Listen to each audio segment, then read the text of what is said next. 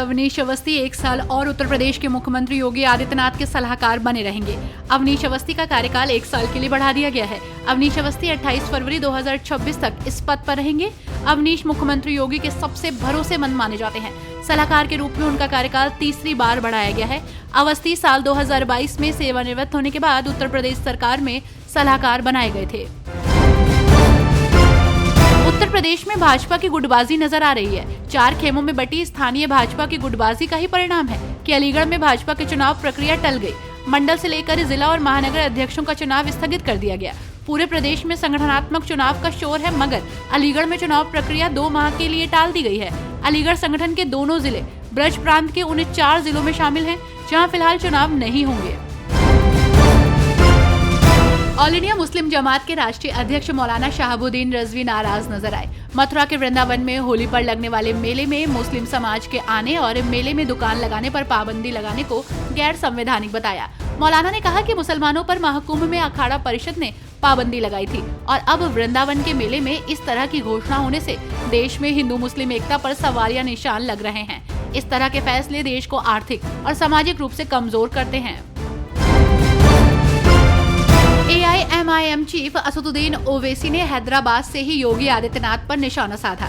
उन्होंने कहा कि सीएम ने कहा था कि उर्दू पढ़ने से कटमुल्ला बनते हैं। जाहिर है उन्हें उर्दू नहीं आती, पर वो साइंटिस्ट क्यों नहीं बने? इसका जवाब वो ही दे सकते हैं। वो जिस आइडियोलॉजी से आते हैं, उनके किसी भी लोग ने आजादी की लड़ाई में भाग नहीं लिया। वे फिराक गोरखपुर, जो उर्दू के बड़े शायर थे, गोरखपुर से ही थे, ये उन्हें भी कटमुल्ला करार देते हैं। जामा मस्जिद की रंगाई पुताई की अनुमति हाईकोर्ट से नहीं मिलने पर सपा सांसद जियाउर रहमान बर्क नाराज नजर आए। उन्होंने कहा कि मस्जिद या किसी भी दूसरे धार्मिक स्थल पर एक रूटीन के अनुसार रंगाई पुताई होती है। अगर उसमें हाईकोर्ट ने अपना प्रतिनिधि भेजा होता तो रिपोर्ट इस तरह आने के बजाय सही आती। उन्होंने कहा कि सभी जानते हैं कि ASI किसके कहने पर काम करती है। जिले में एक पुलिस अधिकारी की धोखाधड़ी का मामला सामने आया है, जिसके बाद उसके खिलाफ मुकदमा दर्ज हो गया है। पुलिस अधिकारी पर विभागीय कार्रवाई भी की जा रही है। दरअसल जिला अपराध कंट्रोल ब्यूरो के प्रभावी इंस्पेक्टर अंगद प्रताप सिंह पर 1999 में डकैती का मुकदमा दर्ज था। बाद में इस मामले में आरोप पत्र भी दाखिल हुआ। हालांकि इन सब के बाद भी आरोपी दरोगा ने झूठी जानकारी देकर प्रमोशन पा लिया। अब जांच चल रही है और उसमें खुलासा निकलकर सामने आया है, जिसके बाद उनके खिलाफ मुकदमा दर्ज हुआ है। बरसाना में 8 मार्च को लट्ठमार होली खेली जाएगी, तो वहीं नंदगांव में 9 मार्च को लट्ठमार होली खेली जाएगी। 10 मार्च को रंगभरनी एकादशी से ही ब्रज में रंगीली होली की शुरुआत होती है और सारे प्रमुख मंदिरों में लगातार होली में रंग गुलाल उड़ता हुआ नजर आएगा। 10 मार्च को ही श्री कृष्ण जन्मभूमि में होली खेली जाएगी और 10 मार्च को ही वृंदावन में बिहारी जी रंगभरनी एकादशी होली की शुरुआत होगी। 10 मार्च को ही द्वारकाधीश में कुंज बनाया जाएगा, जिसमें भगवान को बैठाकर रंगों से होली होगी। महाकुंभ मेला क्षेत्र के DIG वैभव कृष्ण ने सीएम योगी आदित्यनाथ की तारीफ की है। उन्होंने इस दौरान उत्तर प्रदेश के मुख्यमंत्री योगी आदित्यनाथ के नेतृत्व और राज्य की पुलिस को उनके मार्गदर्शन की सराहना की है।